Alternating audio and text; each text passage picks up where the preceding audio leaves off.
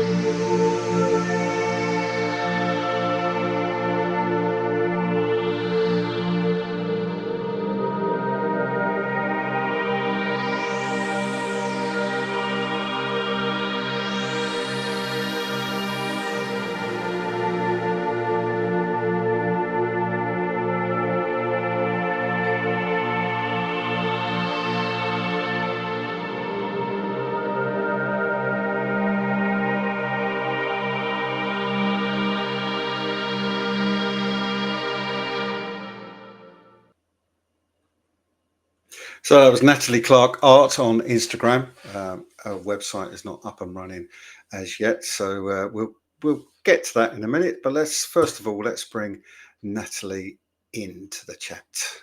Natalie, hello. I'm going to move you over the other side. How are you? Very well, and you? Thank you. Yeah, Thank you for that good. lovely introduction. Yeah, and well, I hope you like the video too. It's I did a search for a bit of underwater music. Funny enough, I think I've said in the past I've got a recording studio upstairs, but to be honest, I don't have time to do all of that as well as put the videos together, put the show together, etc. So, look, I used your notes that you'd sent me for your intro, but let's jump right back to the very beginning, and ask you. Um, how did you start as an artist? What was it? Was it when you were young? What was the thing that kicked you off into this? Well, not quite into this art, but into art that you love to create. Mm. No, I think my love of creating started really early on. I feel like it's something I'm wired to do. It was a space to be playful and sort of retreat, and to also discover, the world and to my place in it, really. So I do remember being quite shy and quite a quiet child, and I really enjoyed sort of making puzzles and drawing and colouring in with my dad, who is also quite an introspective and sort of self-preserving sort. So it sort of was a space for me to find myself, really. Yeah. So you grew up in South Africa. So you had that amazing landscape, etc., to sort of inspire you a bit. But is that what you started doing? Is that the kind of art that you started doing, or have you really sort of gone down the route that you're into now with the underwater series? I've always been more interested in the natural world as Mm. a source of inspiration, really. The artists, in fact, that inspire me really are the ones that tend to combine sort of the graphic image as well as abstract elements. And they sort of, I like the fact that they play with the materiality of paint and the mediums that they work with. So they sort of let the medium direct them, that tension of building an image inside the abstract qualities and gestural marks and elements of surprise that make creating such a wonderful gift. So generally, I like artists that are able to do that, but then also the imagery that evolves through that process sort of becomes a symbol or metaphor for something more, more than just the physical. It goes beyond that. It's more a spirit of place and a presence, almost the metaphysical beyond the physical, if you like. So landscape was important. And what about sort of influences then when you sort of first started? What kind of I artists would were? say artists. So William Kentridge, I don't know if you know him, he's a South African artist, but he's globally renowned, same as Diane Victor. Prolific artists, obsessed with their craft, also taught. And so I think that their line work is magnificent. Their drawing is distinctive. And they tend to be quite monochromatic and very layered and intricate drawings. William Kentridge, for example, he tends to draw and erase and alter his drawings and then leave traces that create sort of a palimpsest effect afterwards, because he's also creating animated films of his drawings, and that's part of his process as well. So that layering and, like I said, that intrigue of traces of the medium and the capabilities of creating an image and visually striking imagery with mistake and traces of previously drawn imagery is something that really excites me. So do you start with a drawing? Is that, and did you start with drawings originally? When you were a lot younger, was drawing your thing, and then you moved into paints? I would say so. I think drawing is really the blueprint of all the other modalities. So it's, yeah, certainly the artists that I'm excited by, drawing has been the blueprint of their process. And so, yes, I would say so. And certainly the excitement of not having it be permanent, the fact that you know that you can create and make mistakes, happy accidents really, and that you can work with it and it becomes an exciting part of the outcome of the work really. So it adds visual interest and it's conceptually rich, and also those traces add to the narrative aspect, which excites me too. It adds to the story in unexpected ways, I guess. So I mean that's quite interesting, because quite a lot of abstract artists that I've spoken to pick the paintbrush up, start with the color, and off it goes from there. There's no sketching out or anything. They're just creating something that sort of naturally comes to them. But your work is so complex that I would imagine would be quite difficult to just go, okay, I'm going to start here and off we go, because you're well, we can bring a few up actually. So let's just do that, and we'll pop ourselves on the side so we can see it easily. I mean, some of these works that you've got. So this is from your underwater. I'm going to look the title of that up. It's an underwater collection you've done, isn't it? Which is got a particular name. 1 second. I'm very rarely read from notes, but I'm right. Underwater Excavations collection. There you go. Finally got there. So it's yeah, clearly this is not something that you could just uh, start in one particular spot and off you go. You've really got to. It looks anyway to me, and I might be completely wrong, but it looks as though you really plan this out, because you've got a lot of, you've got perspective, you've got to create depth, you've got all those sorts of things. So is that what you do? Are you effectively drawing on the canvas, or are you drawing it first and using that as a reference? It's quite funny because that tension between the abstract and the graphic image is something that starts from the get-go. So Right. I really, depends on the image I'm looking at, and sort of inspired action develops from the first sort of initial idea. So that develops in the flow of the process, I guess. So I don't necessarily map everything out, but I do have an idea of the imagery I'm interested in, and the relationship of, the relationship of those images and the play with the material of paint. So I sort of play with washes of paint, let it run down, mixing the paint. I don't actually mix the paint beforehand in this case. I've been sort of layering because it is kind of monochromatic. I'm sort of stuck with blues and greens. Yeah. That it evokes that sense of stillness and almost like an inner terrain of the ocean, which is very quiet, and a sense of vast space. So the sort of light, the interplay of dark and light to create that sublime sort of a light, and that illumination is an important part of creating that presence and spirit of place too. So it's that tension between playing with the materials and the paints and the colors, letting them do their thing, and then layering on top of that.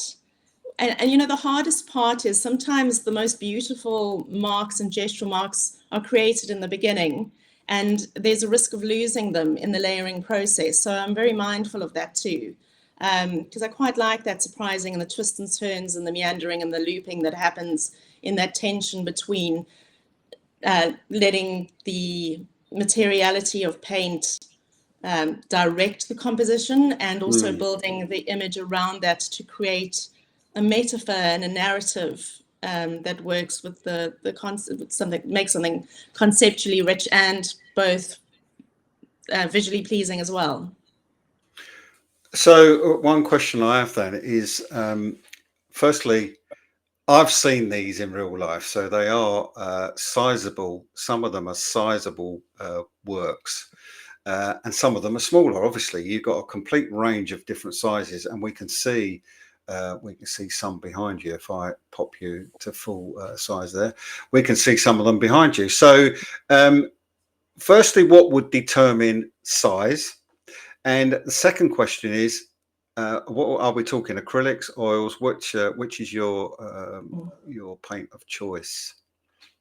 Actually, when I was at university, I loved immersing myself in huge mural size boards, which I made myself as well. I actually made wooden panels, and then would create a body of work in a series. And because I just love the process, any artist knows that the process is almost more enjoyable than the outcome. Yeah. And that's definitely the case for me. So I kind of play with an idea and then let what comes up, the material of the unpredictability of acrylics in this case. So I Okay. sort of play with acrylic inks and the liquid acrylics, and then move into some of the more sort of heavy body ones, and then spray paint as well. And then also water them down significantly. So, I sort of layer them between the imagery as well, so that I don't lose that abstract aspect to it when I'm building the imagery in relation. It's all about relationships. It's relationships between light and dark. It's relationships between sort of more washes and more thicker textural areas. And in some cases, I actually use gesso quite thickly to represent, because they're underwater excavations. So it's really the bottom of the ocean. And there's a textural element. And I almost wanted some of those, right at the bottom there, some of those luminous forms are crystal-like, Yeah. Yeah. I Yeah, mean, so that's what I'm saying. I saw them at Flux. Had a big chat with you about them at Flux as well. yeah. absolutely love the colours, love the textures as well that you've got on some of them. And the interesting thing, I think, is also how you the use of light within your images. And people that know and watch this regularly will know I have a thing about light. That's my work. My work is all subject, sort of, it's all balanced around the light within the image. And here's an example where you've done exactly that. But also, it's quite find it very clever how you create the depth in your work. Now that is by using light, but it's also the perspective that you're putting within the image itself, and I guess the texture that you're using over the top. And it's such a shame that people are watching this on a screen, because to see these in real life is so different.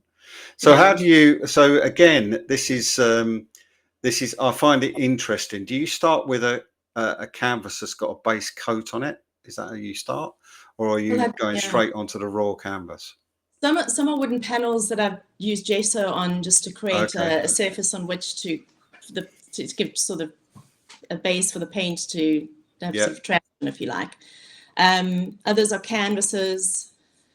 I don't add too much to the canvases because they're already primed, except gesso areas. If I, I can roughly indicate where the bottom is and where the top is, and then I draw outlines of some of the imagery over, the initial layers. I've added layers of color, and so I start sort of with an outline, and then I build those up with washes, some with thicker sort of body acrylics too, depending on how white the image, I'd say, is to start with, if I wanted to jump out from the background. Because at this point, when I'm starting to roughly outline the imagery, there's already been significant layers that have been added to create that depth. That's really important. So I quite like that palimpsest effect of traces that are left behind in the evolution of playing with the materials.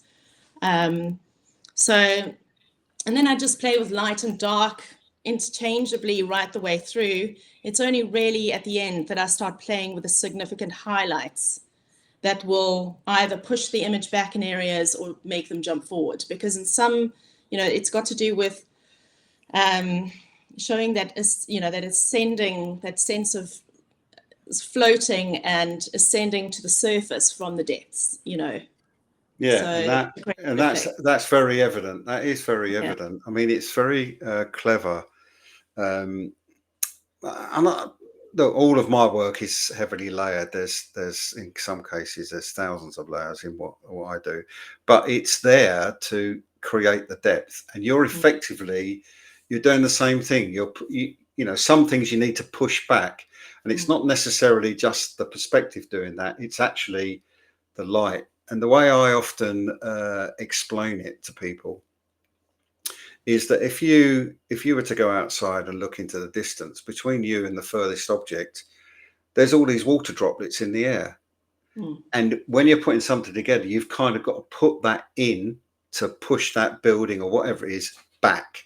If you're doing composite work, and it's a similar sort of thing. You are pushing the subjects back into your back into the image. Let's have a look at one of these, and you can see that here.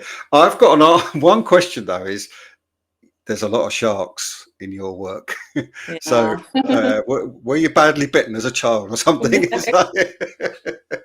What's the fascination with sharks then? Well, firstly, I'm intrigued by the sort of elements in nature, so water, fire, earth, and air, and I hope to actually create bodies of work where it sort of brings all of those elements in, and it's kind of the unseen forces I'm talking about, but they are felt. And there's a difference between emotions and feeling, because feelings are intuitive and emotions are reactions. And I guess sharks are misinterpreted. There's a misunderstanding around them. And obviously in South Africa, they're quite prolific in the warmer waters. But actually, my husband's family lives in Knysna. I don't know if you know Knysna. It's sort of near the Cape, kind of. Not exactly, sort of in between Joburg and the Cape. And actually, growing up, we always thought that sharks were found in the warmer waters, not the colder ones. And near the Cape, the waters are cooler, much colder.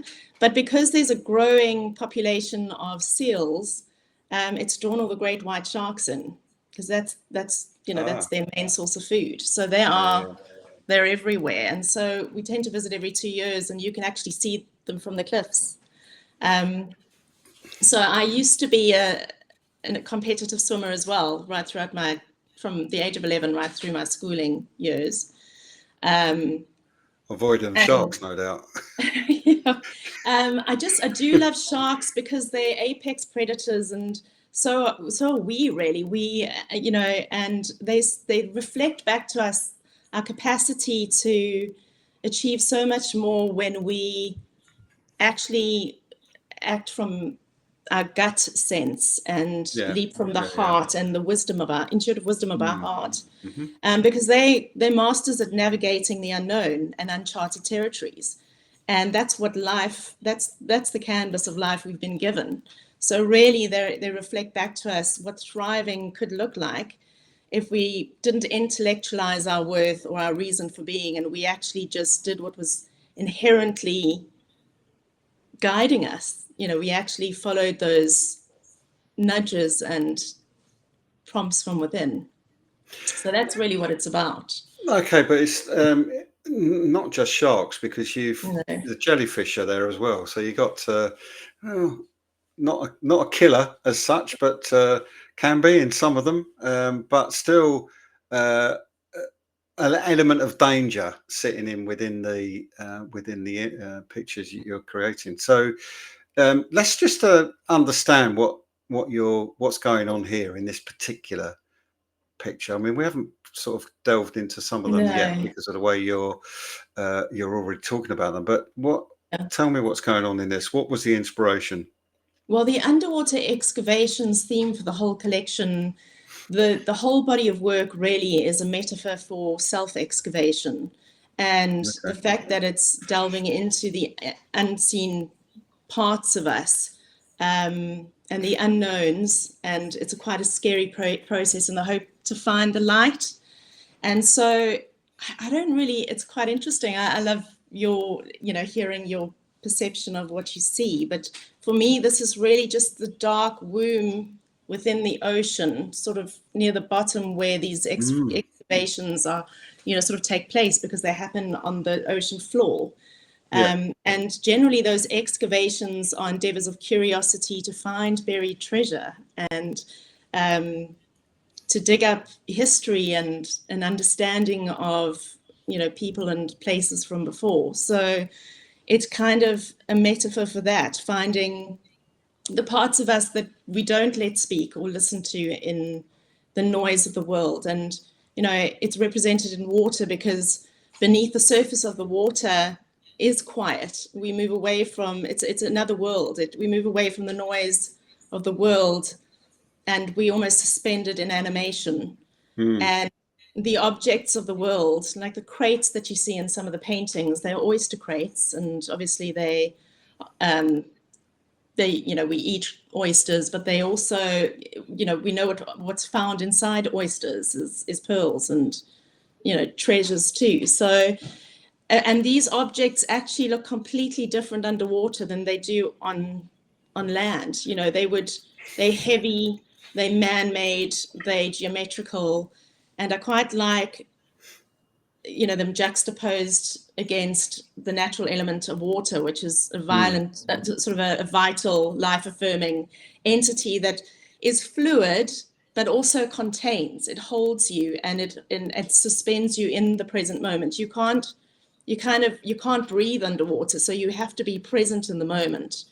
And they become different objects. If that dropped on land, that object would be so heavy it would land violently, whereas if it fell to the ground in the water, it wouldn't be the case necessarily. The velocity and the impact wouldn't be quite as severe. So they become otherworldly in this space, and I think we do too. So the image you had on before, it sort of alludes to the heart, and This one? It's kind of it's kind of exploring Yeah, our I life thought it is. affirming, sort of the life affirming energy of our inner waters. We are Mm-hmm. made up of 70% water. The water in our veins is in constant flow, carrying our signature frequency or current of our vitality. It contains that, and it also it contributes that electromagnetic resonance out. So we're affected by people, and we become engines of aliveness that impacts other people around us because of that electromagnetic resonance. So sort of powered by the intuitive wisdom of the heart, if you like. So it's kind of the shape there is jellyfish-like, which is sort of a metaphor for an engine of aliveness. And you can see sort of illuminated threads, which represent the reach of the heart, because it's far more, it can reach further than the brain can, the electromagnetic frequency of the brain can. It's almost like a separate brain that can reach others, like I said, in a way that is intuitive and is something that's felt but not seen, so energetically speaking. Okay, let's Um, ask a question for a minute. Sorry to just stop you there for a minute, but no, let's that's ask a okay. question. So if this is the painting you're going to start to do, all that you've just told me, do you write that all out or do you put headings, for instance, this is what I want this painting to convey, and these are the headings, and then work out the image that you're going to paint that's going to relate to those headings that you've listed, or is this just something you are very capable of doing? Well, it's really interesting that, because it's the only time that I actually feel inside my body is when I'm painting, because it's kind of really busy raising a family outside of it, and it's all about the shoulds and shouldn'ts and what you need to get done in the noise of the world. And you know, perfectionism is the bane of my existence, and I'm sure of many people, which is You're in the club. yeah, it's kind of a reaction to not wanting to be criticized or to avoid reproach, really. Whereas if you, in the flow of making something, you're so focused on creating and building, and that, like I was saying, that tension and that relationship between moving the materiality of paint and creating a visual image around that you have to be present in your body to take one inspired image and let that image and inspiration evolve, really. So no, I don't even do preliminary sketches. I just sort of play with found photos that I've taken and images that I've found on the internet and from magazines, and I just sort of lay them in front of me, and I'm inspired by the relationships I see. I like to play with almost photo montage, but a physical one that I can move around. I don't really work on the computer. I don't love the tech side of things. That's why my website's taking so long. But I do want to be fully in control of it. So I do I do want to know and navigate Well, okay, that very so well. But all right, so we've yeah, got so Natalie Clarke, control freak. We've got that now, Natalie control. Clarke, control freak. But look, I think that's true of pretty much every artist. Yeah. We are all a bit like that. We don't like anybody else telling us what to do. We know exactly what we want. But also, I learnt I learnt very early on that you have to have a thick skin, because people will stand there and say, "Well, I think you got that wrong," or "What were you trying to do there? That's ridiculous." You do get people that say that. You might not have had that yet, and lucky for you if you haven't, but you will. And you kind of just have to take some of that. You have to take that on the chin, because sometimes more often, I should say, you get the polar opposite. You get people standing there saying, "Wow, these are amazing," and it's a balance between the two. You kind of, I think I said to you, I possibly said to you at the exhibition, the people that upset me the most are the people that walk past and don't even look, Mm. and they're the ones that I feel I want to chase after them, drag them back, and say, "Why did you not look?" Because especially, I mean, your wall at Flux was fabulous, it showed all your work off. You had a great, you were in a great place, and if people were walking by, then more for them. But you see what I'm getting at? It becomes a little bit difficult sometimes if you do, and more so with me because some of my work is a bit on the dark side. But it your work is beautiful is an understatement, and I think Thank you.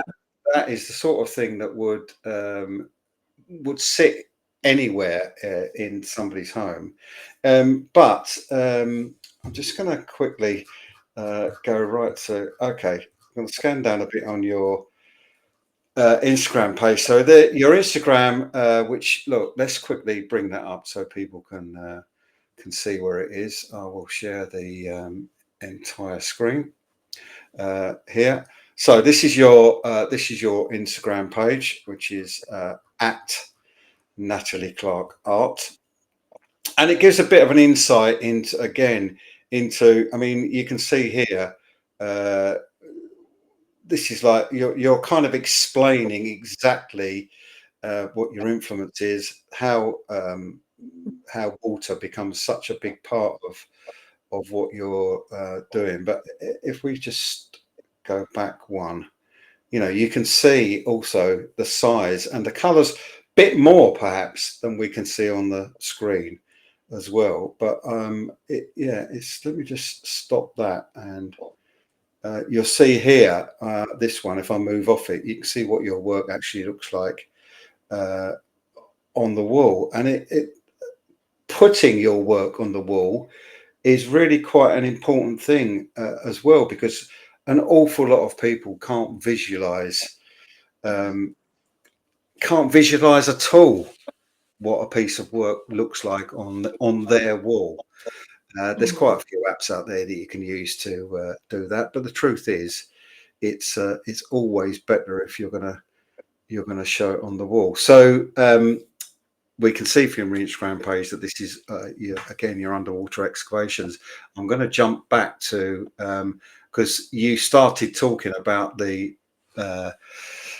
these images. I think you got a few of them, but this one is the one that I chose out. I mean, I must say, tell everybody you did send me an absolute armful of images to work from. So I've picked 13 out of probably the 2,500 you sent me, but this is but I picked a few out, and this being the one that you were just talking about this prior to jumping back to the heart and the jellyfish. But I'm interested to know how you've got the effect on the boxes. So it looks to me as though you've got a bit of airbrush going on there as well, but I might be completely wrong.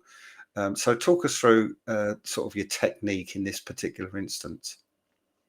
I actually am far more rustic than Are you? airbrushing. I just use spray paints and I work with Oh, okay. washes. Spray. Okay. Yeah. And when I say I really do value the materiality of the paint and the surprise elements of any mark and then working with them, I really mean that. I don't write out the things, the concept behind it. It kind of speaks to me as I'm making it, and I think you have, like I said, you roughly have an idea, and only when you sort of see works together, they kind of name themselves, and you make them in sequence, and those concepts and the narrative starts to reveal itself to you when they become more, they take form really. Yeah. So no, I mean, I go at those canvases with all sorts of things before that image emerges, and then once the image is there, I go for it again. So I lose them and bring them back, and lose them and bring them back, and then I bring some back and leave some further back. So I really want to create the vast space of the ocean, and that sense of wild freedom and otherworldliness, that's internal terrain, it's reflecting. The ocean is a metaphor for that our inner self, really. So it's sort of exploring the vastness of who we are if we sort of delve into the unknowns and sort of let our intuition help us chart those unknown territories. Yeah, I mean, to be fair, you don't really work too differently to how I do in that you are building up layers, and I love technical art. That's my Mm. thing. I love artists that are technical and Mm. really go into the way that they produce their work in a technical manner. That's just me. I just love that kind of art, and I can see here, which is why I asked the question.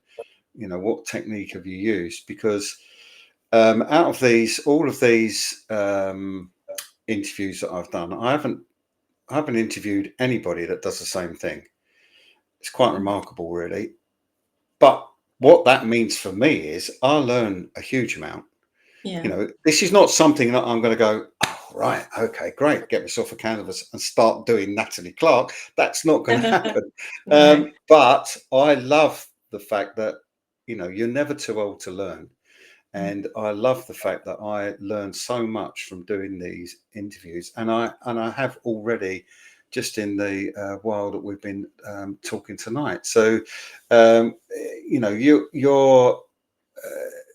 when you're take this image here that we've got up now, this painting Mm. we've got now.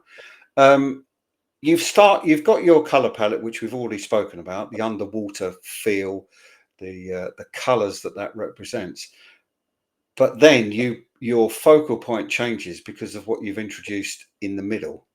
Mm. So how would you decide on the color that's going to be? Is that something that you do naturally, or do you actually know you're going to do that in the first place? The heart sort of, again, we're back to that theme in the middle of the image. Is that the kind of, what you're going to color you're going to do? I mean, for instance, why would that not be bright red or orange or something? Why that color?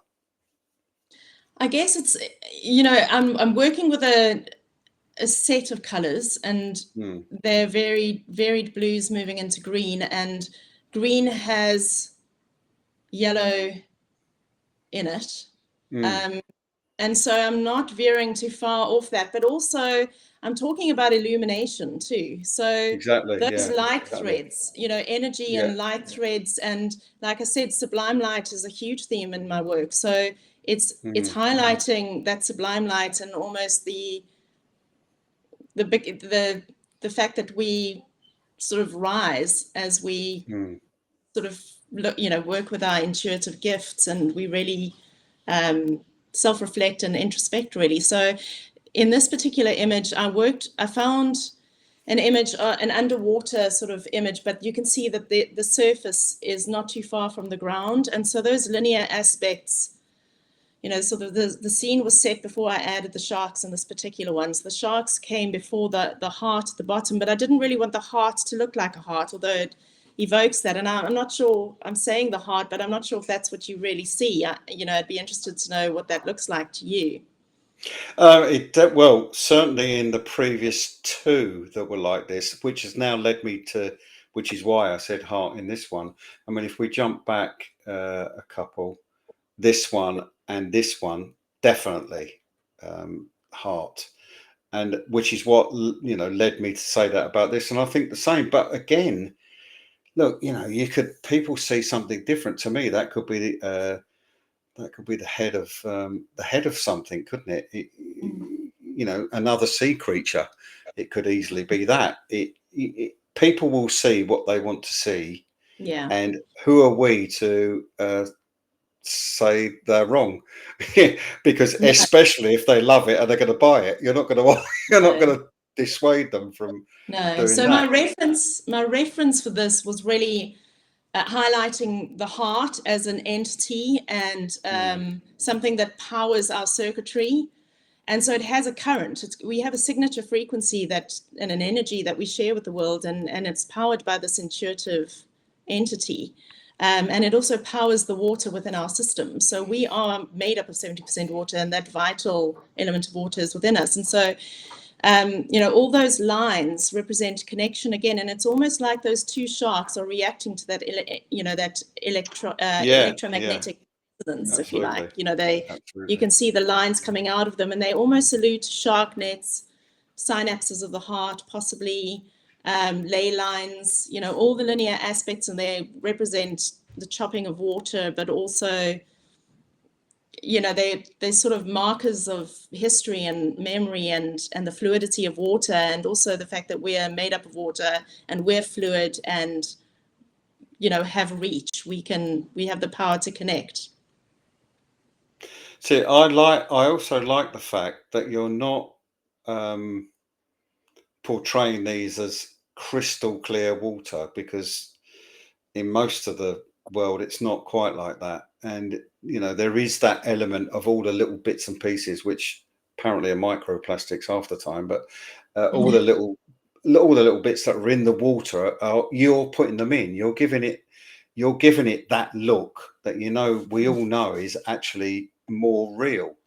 Yeah. I think that, and that's very clever. That is very clever. So when you've got this one here, for instance, where you have got these patches sort of top left and in the coming down from that area, how are you? Is that gesso, or is that how are you creating those? It's quite funny because I haven't used gesso at all in this one. Gary gets it But wrong it again. actually looks. I understand why you think so, because the ground is quite pronounced in its form, and it does look rock-like. So, and the anchor as well. So that yellow again is alluding to the heart. So there's not necessarily a representation of the heart there, but the No. color alludes to it. And then obviously the linear the light threads again representing the electromagnetic reach and synapses of the heart and shark nets and things like that. But you can see the poles that would demarcate an underwater excavation, but I haven't really stuck to four rods, if you like. I've sort of filled the whole composition with them, so you can't really tell how deep you are in the water, whether it's right on the ground or it's in the middle or you're close to the top. You can't quite see. So those sprays at the top, the white, it's a mixture of spray paint, and I also water down acrylic quite a lot and put them into different spray bottles. And I think you'd be quite surprised at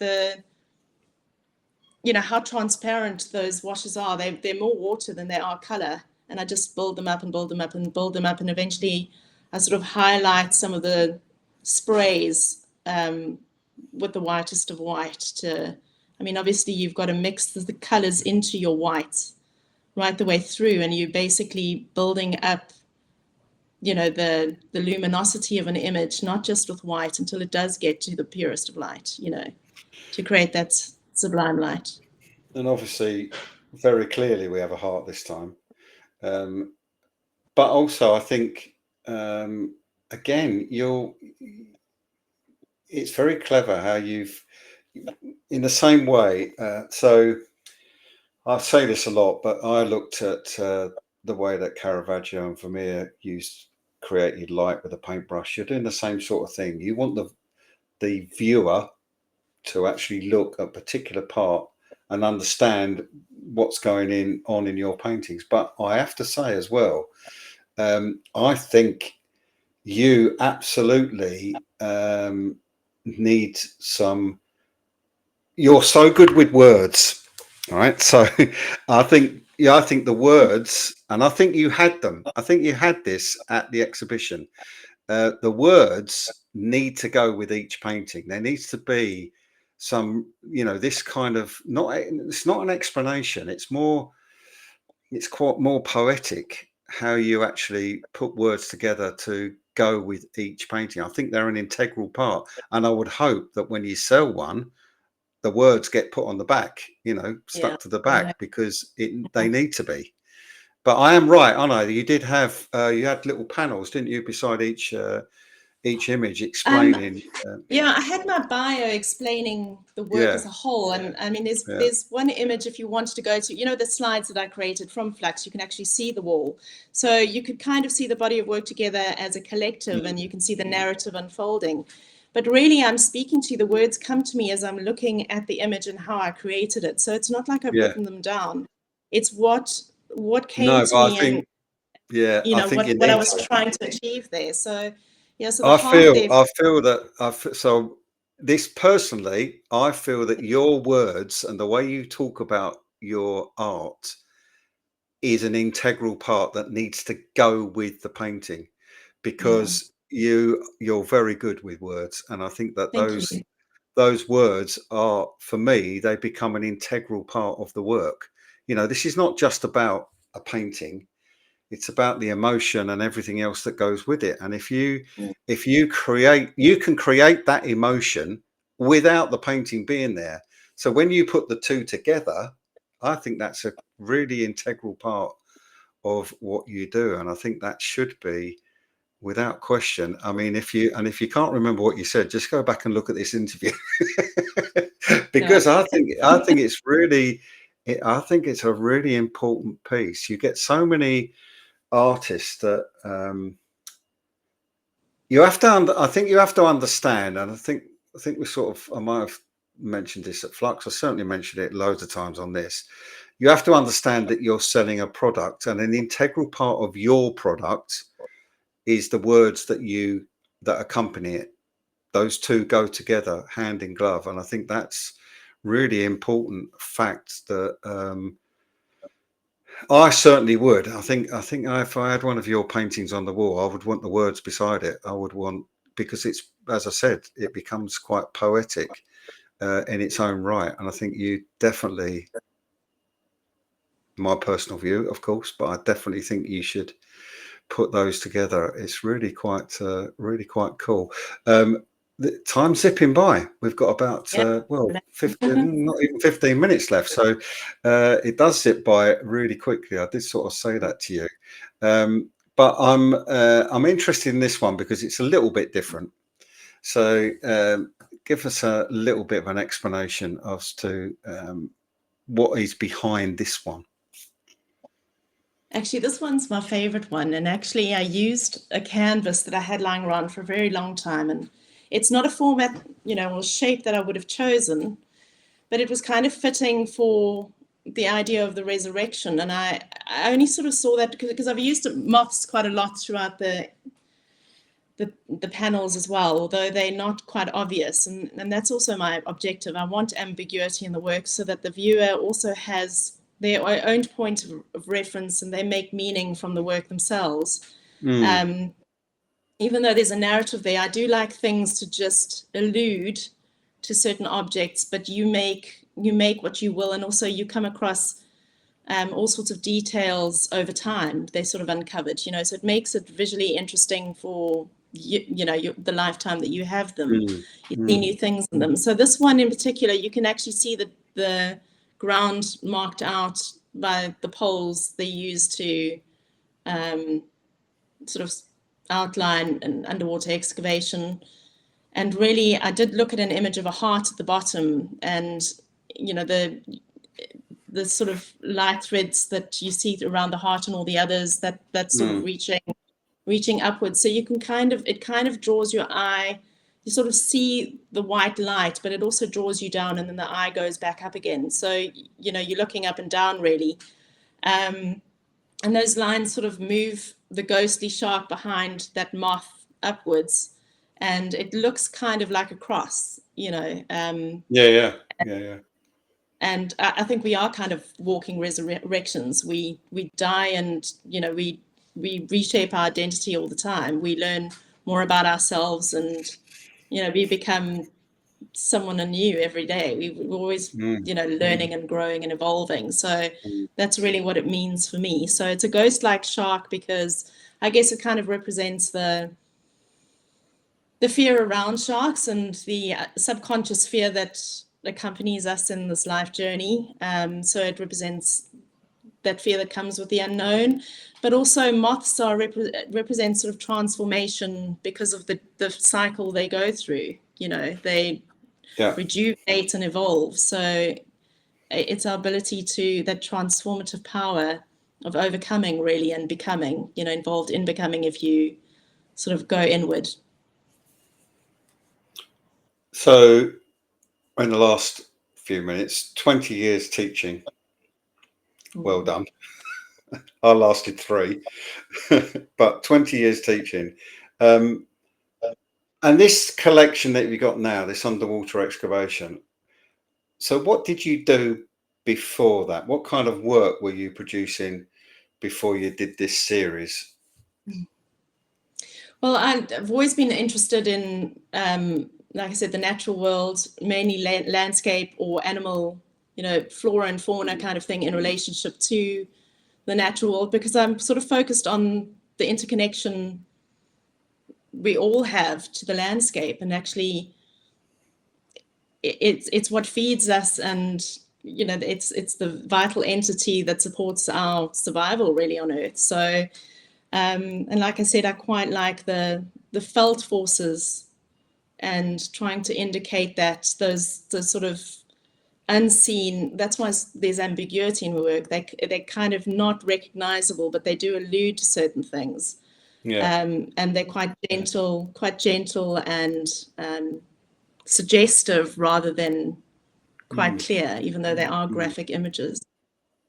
So I love animals, and they're not like we are. We revere the verbal rather than trust our instincts on how the sense that we feel around people and the spaces we're in and how they impact us. So that theme in itself really interests me. And, it's, you can't exhaust that theme. It's just, it seems simple being in the natural world, and it seems simple to see trees, and it's that sense that we're all connected in that ecosystem within, like a forest or around a pond. It's all those different entities that make up a forest feed each other, and it's we're part of a bigger picture. It kind of makes me feel like I'm important because I belong to the whole. I'm not important because I'm special individually, and that's what it reminds me of. We kind of feel entitled as individuals. We expect certain things. You should achieve certain things, but the natural world, there are lots of things going on. Things get trampled and destroyed, but they weave anew. They find their balance, and they thrive where they're at. mm. It's constantly evolving, and it does that inherently and intuitively without intellectualizing it. Yeah, I was interested because that's kind of why I asked the question about what you kind of works that you were doing before. Because if you were, you've moved into this fantastic underwater world. But if you were painting land animals, etc., and building Mm-hmm. up that, that I think people would be interested to see that for sure. How do your when you were teaching, how did how did your students react to the kind of work that you do, or did you just keep that for yourself? Well, Because I that think would have been a shame. it's quite tough because you're obviously trying to create. You've got so little time. It's in school timetables to Mm, really do something fantastic with the kids, and motivate them. And really, it's just about the process for me, getting them excited about the process and not the outcome, because that's the real gift. The gift of yeah, creating is the gem, and yeah. that's the arts, because you self-discover in that process. But no, I wouldn't say. I just no, wouldn't have had time. But obviously, I did create projects of interest to me, which is the reason I would have gone into teaching, to sort of maximize that creative time to play around with. And you learn so much about your own gifts and sharing them, but also from the children and how their take on things and the directions they're moving in as well. So Mm. it just informs your own practice teaching. So it's a win-win both ways. That's why Yeah, I it love is. I teaching. mean, So yeah, it's interesting. You talk on again. I've said this a number of times, but it's interesting how you talk about the creative process because the way with me, the bit, and you've already said this, the bit that I love, I will think of the image, and I'm very lucky. I see whatever I'm creating, I see completely finished. But the real bit for me is here's the image. I need to get to the end result, and it's the bit in the middle that I love, because that's the problem solving of how Yes. on earth am I going to be able to create that? You know, I can Mm. see it, but okay, where do I start? What do I need? What are the elements I need to make up that piece of work? And then go and find them and photograph them. So, you know, all of that, and then come back and spend hours putting it together, which is um, the bit that everybody says, oh, I can't believe you've got that much patience. And in truth, I'm probably not a hugely patient person, but I am somebody that wants to get it right. And so what I'm sort of alluding to there is going back to some of your work. You can see that if something looks right, it's right. Never mind the rules. Never mind, oh, this should be there, that should be there. Never mind all these rules people throw at you.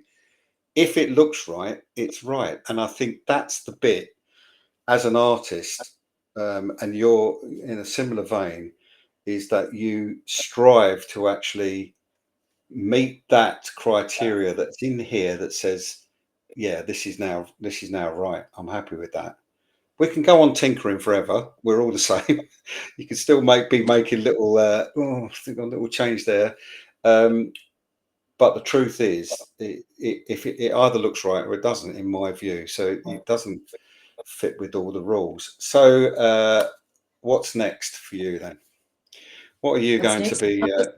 I'll just be creating, really. I'm just, I have to finish my website, which has been a labor of love, and it'll be a life's work in itself when I do complete it. But I do want to be fully in control of my business, and I've also been working with a printer so that I can make reproductions of my work as well, so it's more Yeah, you have to accessible. do that. You know, there are lower Yeah. barriers to entry. So no, I'm enjoying it, and I look forward to continuing, you know, the process. And I have a lot of patience, actually, and it's quite, like I said, you don't want to lose beautiful mark making that happens in the beginning. So it's striking a balance between knowing when to stop and also choosing to stop, because a painting is never finished. I don't think it, you know, you could, it's an infinite process. But yeah, Yeah. yeah, I do love the process, and I'm quite prolific. So I'm quite precious with my time, and it's hard to stop. So I need to find that balance too. So I think, and while I've been sitting here looking and talking through your work, I think you need an exhibition in somewhere like the London Aquarium. I think you need to see. I think people need to see your work in the right setting.